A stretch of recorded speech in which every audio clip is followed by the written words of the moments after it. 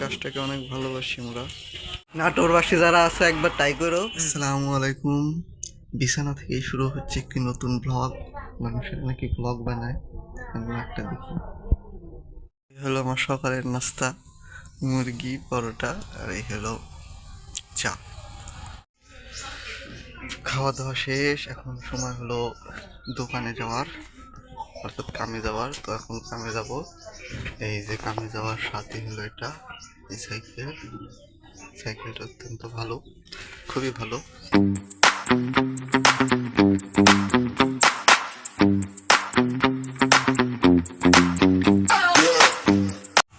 ছয়টা সুপার গুলো, 5টা 240 কাগজ।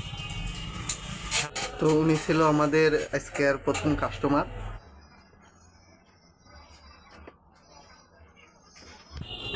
চারটে 10 সম্ভবত জামাত, তাই আমরা এখন মসজিদের দিকে যাব, নামাজ পড়তে যাব। এই গাছটাকে আমরা অনেক ভালোবাসি, একে প্রতিদিন পানি টানি দিই।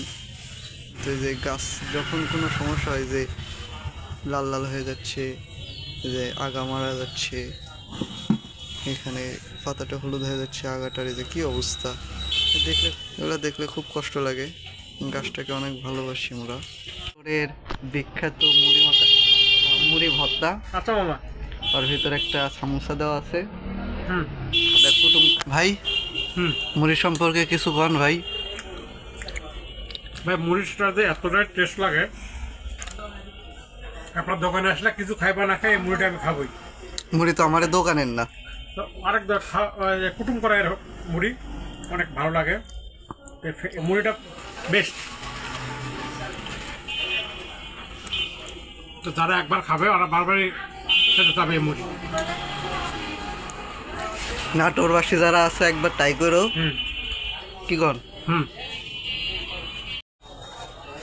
এখন বাজে হলো, মোবাইলেই তো দেখি, চুপ করে দেখালেও কটা বাজে। আর দোকান বন্ধ করার সময় হয়ে গেছে, সুতরাং এখন আমি দোকান বন্ধ করে দেবো।